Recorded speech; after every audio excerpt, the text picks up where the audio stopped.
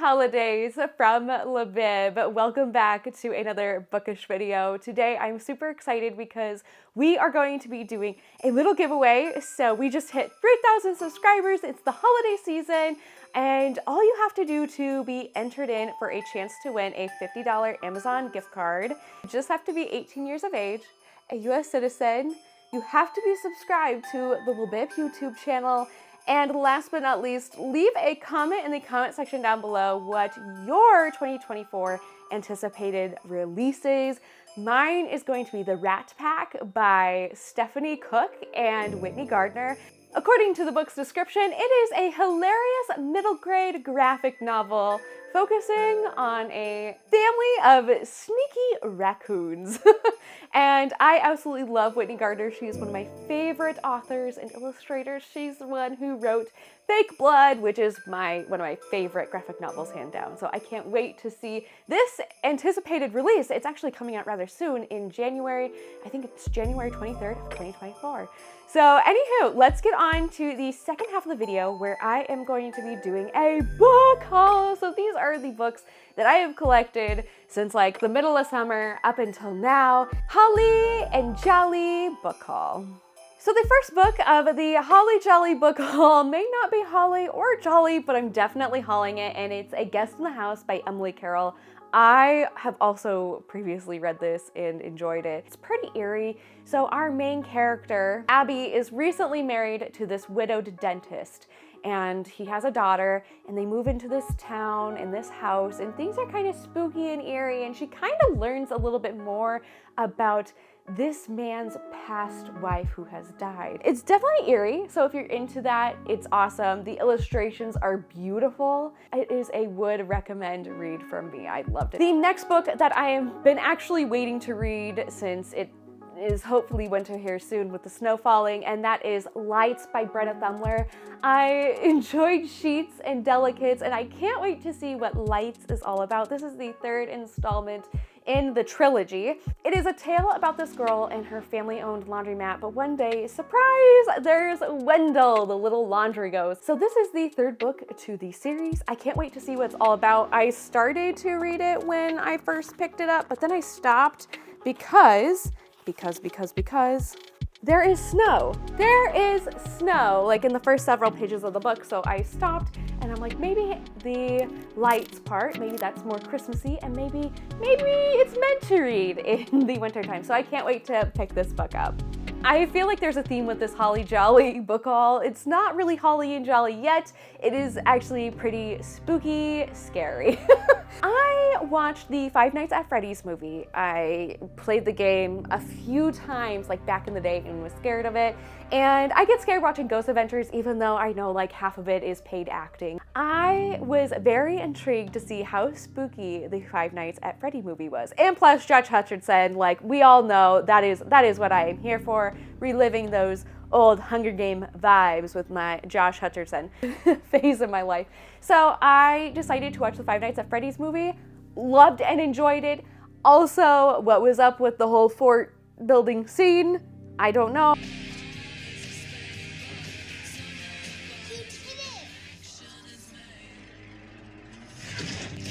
I decided to pick up the books because I didn't realize there was this whole entire lore about the series. The Silver Eyes, which is the first in the graphic novel series, I also picked up the Twisted ones. I have read and enjoyed them. I liked the second one a little bit more because it dives into things a little bit more. There's more dialogue amongst characters, but this version of Five Nights at Freddy's is 10 years after the horrific murders at Freddy Fazbear's Pizza that ripped through their town.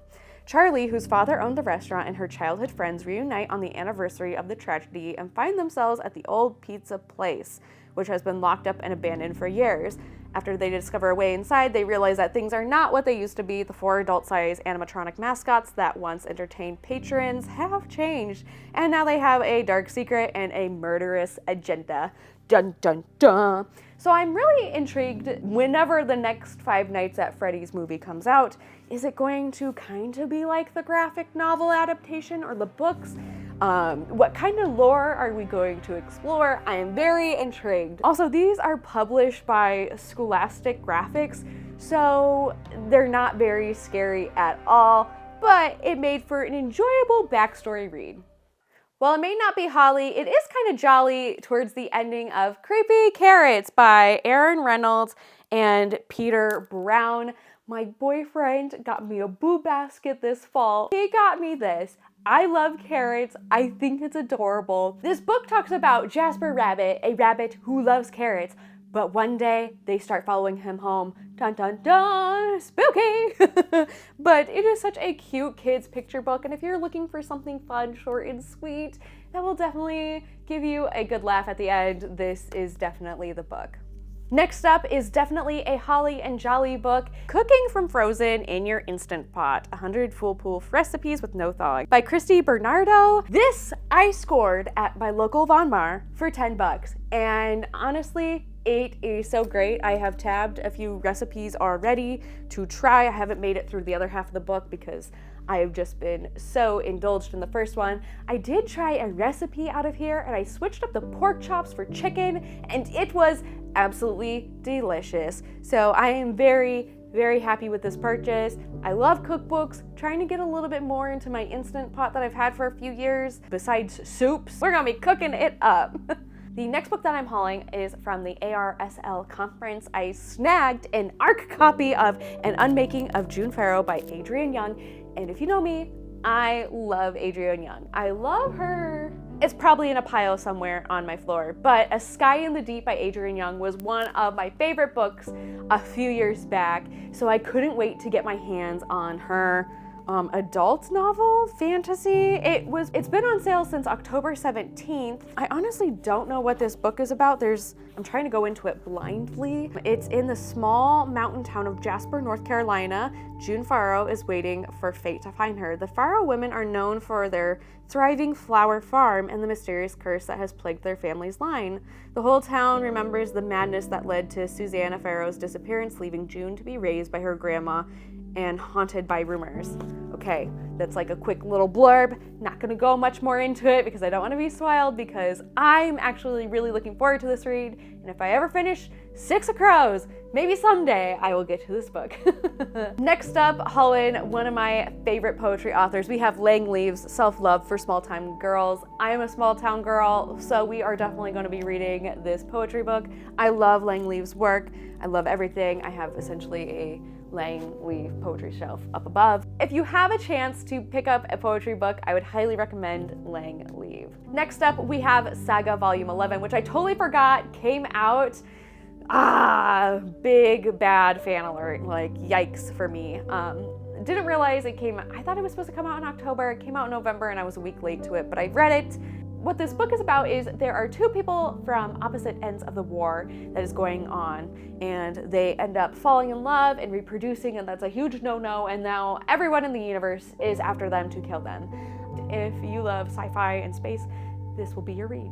And last but not least, we went to Prairie Lights in Iowa City, and I feel like this book absolutely matches my sweater that we got going on today. But have you ever just been in a bookstore and you look up at all the books and you're like, that looks like it could be a really interesting read.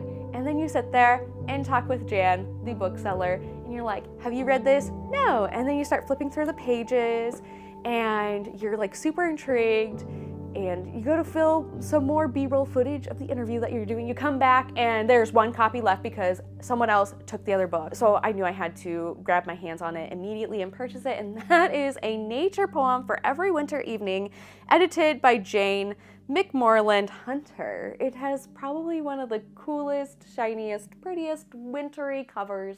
This book features a poem for every single night of winter from December 1st to the end of February, with leap year included. So I can't wait to dive into this book and read a poem every single day until the end of February. Anyways, don't forget to enter our holiday giveaway for a chance to win a $50 Amazon gift card. Anyways, don't forget to hit like and subscribe, and we will see you next time for a new bookish video.